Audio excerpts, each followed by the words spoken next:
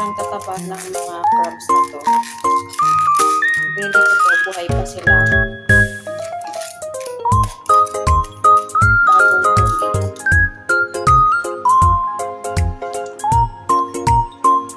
Nasa almost 2 kg to. To dinar 500.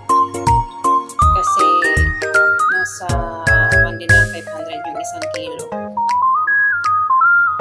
Niluto ko na siya lahat para ano na lang. Ilagay ko na lang sa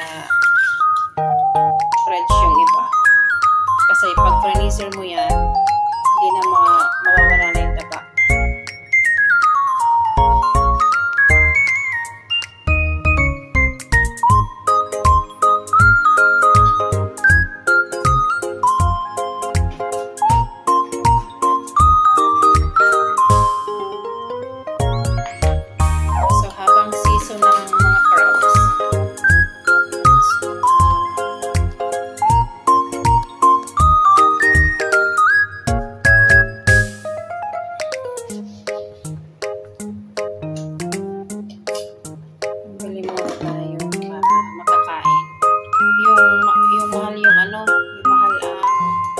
Hipon 3 dinar ang kilo. So, ito lang yung kaya ko.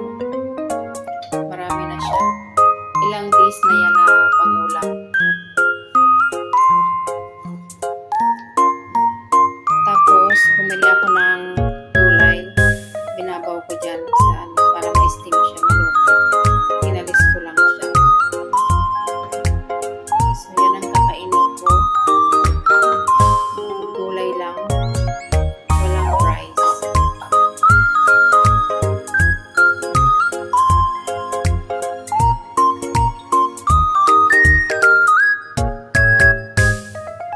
Binaligtad ko na yan. Hindi ko alam kung luto na ito. So mamaya, titingnan natin kung tatabak talaga siya.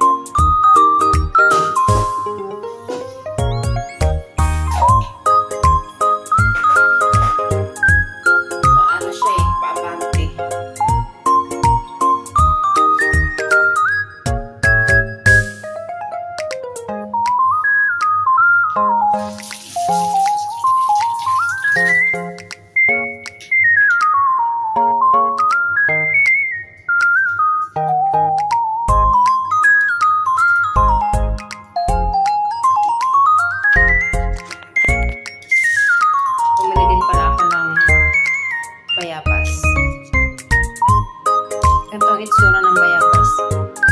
Galing ng India.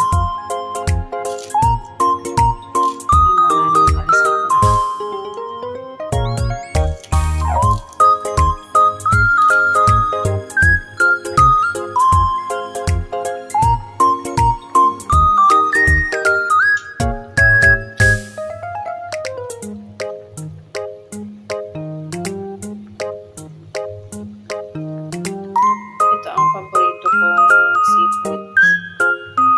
Tapos cuttlefish and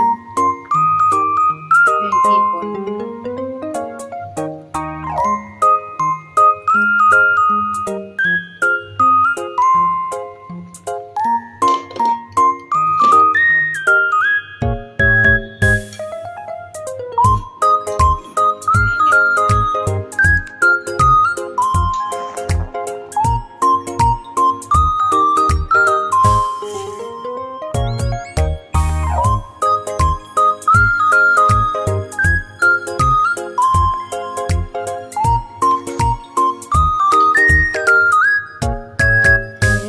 na to, luto na.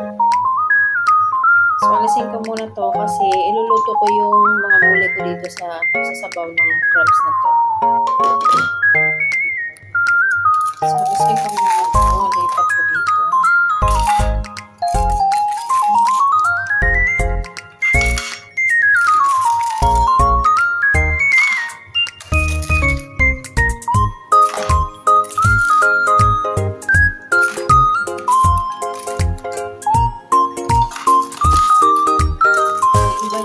Ilalagay ko sa fridge para sa ilang araw. Kaming sabaw. Dito ko lulutuin itong gulay kasi wala itong lasa. Binabaw ko lang kanina.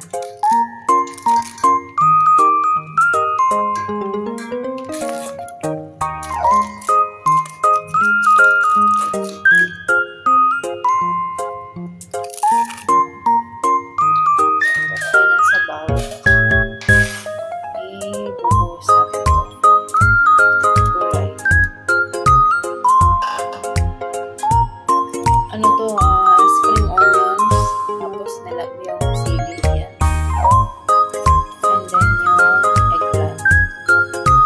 Para may lasa. Kasi nilagyan ko dito ng ginger at garlic.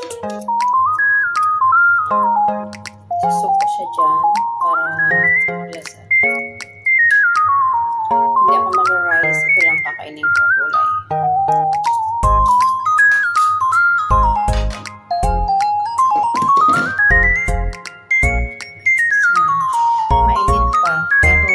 Kung mag-open ang isa.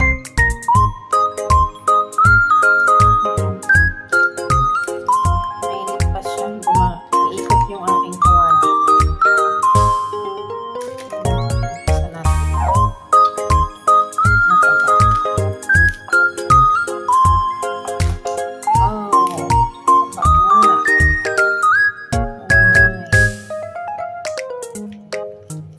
Ayan.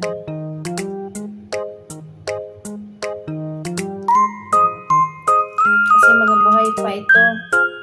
So, hindi pa siya nalalagay hindi pa nalalagay ng yelo.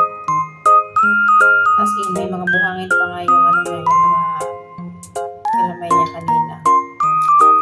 Kaya hinugasan ko ng ayos yan. So, mataba.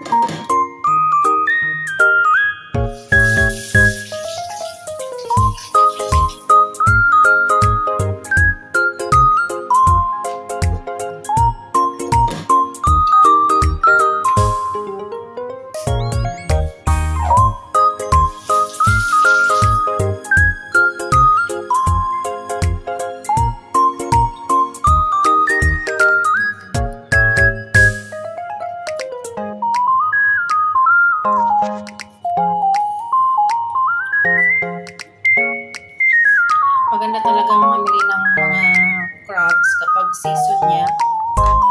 Kasi kapag hindi, at bibili ka sa mga supermarket, wala.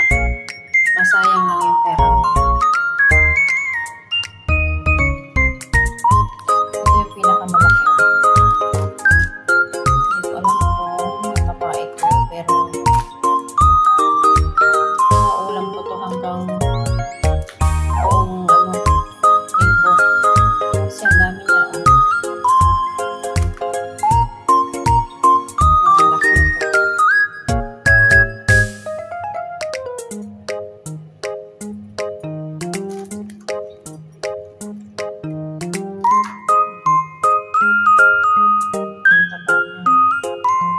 Ito ang mas mataba.